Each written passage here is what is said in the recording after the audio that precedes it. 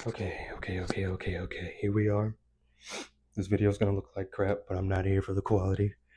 This is my very first video on YouTube like this, um, and it's kind of gonna be just a rundown of what this series is gonna be. I'm a newfound runner. I'm 34 years old. I started running at the tail end of 32. I have some running experience before then, but it's from the military and it's actually very painful. Not like emotionally, but physically painful. Um, and then I've done a lot to my body. I've experienced a lot over the years, dating all the way back to when I was a little kid. And that all comes together into the testimony of how I am running the way I'm running now and how I plan to run into my first race, which is going to be this September coming up. It's like September 14th or something like that. Sunday. It's on a Sunday. It's the Philadelphia distance run, and I'm doing the half marathon that they have for that distance. So I'm super excited. I've been wanting to do this for years, got injured, took myself out, and then I worked my way all the way back up, and now I'm in the best shape of my life, actually. Um, Cardiovascular wise, definitely in the best shape of my life. Um, Actually, in the best shape of my life, in the mixture of that and strength. But this channel series specifically right now is going to be about my journey during that. I'm in the middle of a training block. I think, and I'm new to this, but I think I'm coming out of the base phase, and I'm going to start actually building some fitness. So like my long runs are just now getting up to like 9 miles. Like yesterday, I did my long run. It was 8.5 miles, hurting because it was raining, so I had to do it on a treadmill, which isn't my favorite, especially for long runs. Isn't my favorite. And then today I got done. It was a double day for me, so I got done running 5 miles this morning, easy. And then I just got done with leg day um, for strength, which actually felt really good today. My run, not so much, but my strength workout actually felt super good today. So I'm super stoked about that. Super happy. Um, and then also, I just want to thank God, first and foremost, actually. Um, and I want to share one little thing because I'm not close with my family. And Father's Day, Christmas, Thanksgiving, all that stuff really gets to me because I'm not. I mean, even my children are all the way back in Alabama, and I'm on the whole other side of the country from them, so I don't get to see them like I want to. Um, and sometimes I feel quite invisible and not seen, not only to my whole family, we just don't communicate, but my church, the people around me, just period. Like sometimes I just feel invisible. Um, and not saying that that bugs me, but that's just the way I feel because I do live my life every day to be very grateful, and I like to build up the people around me, and I don't need credit for that. That ripple effect echoes way past me, way past my lifetime, um, into people being better for generations to come. So that's what matters, not the gratification or being noticed for it, and nothing like that. You got to drop all the pride and stuff from that. Um, but I'm just so thankful to Jesus and God because a random person came up to me at church yesterday, which was Father's Day for 2025. I don't know this man. He came up to me and he said, "Sometimes we are seen." Have no idea why he said it to me, other than God was speaking to him to tell me that I don't know him. He doesn't know me. I had nothing on. I had on like an Adidas bucket hat and a God's Got Me shirt.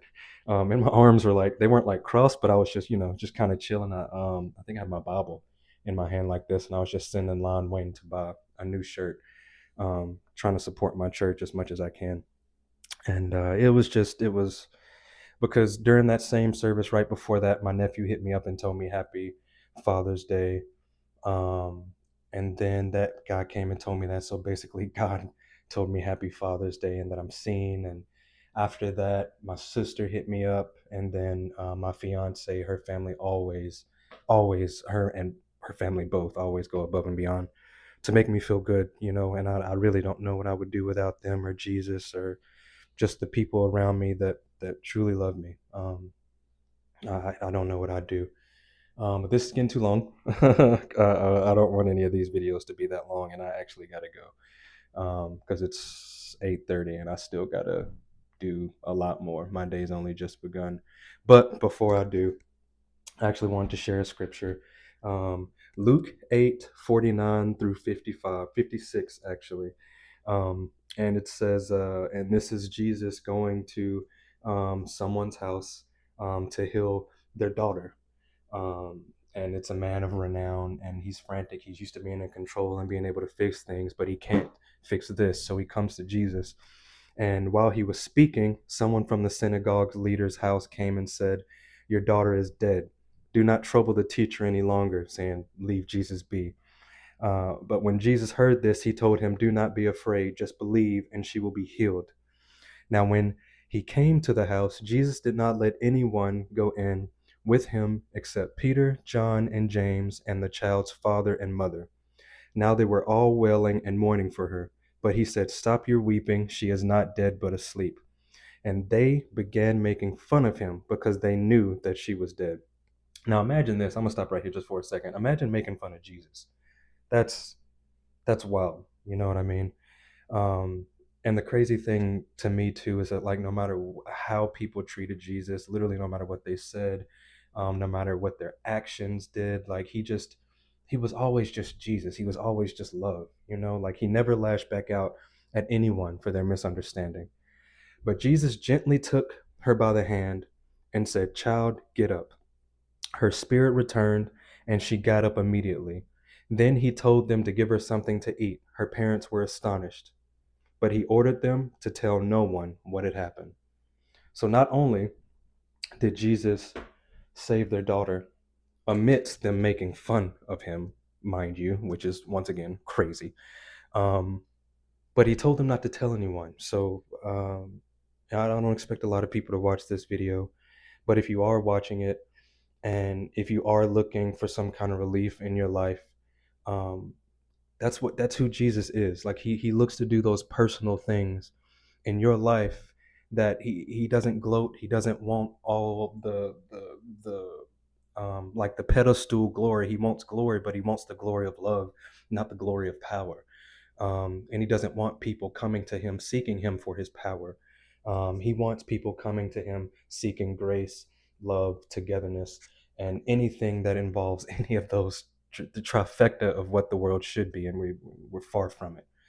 Um, so if you are out there and there is something like that that needs to be healed or helped, or you're in a dark place, or you're in a corner and you don't know where to turn and you're just looking for help, Jesus is that help.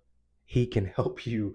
He can love you. He can teach you. He can give you everything that you need to not feel that way anymore. I promise you. And it's crazy because the same situations that are making you feel this way, they may not go anywhere, but simply letting Jesus in your heart will make you feel like you're on the complete other side of it, like they never even existed. You will be a completely different person going through these things. I promise you.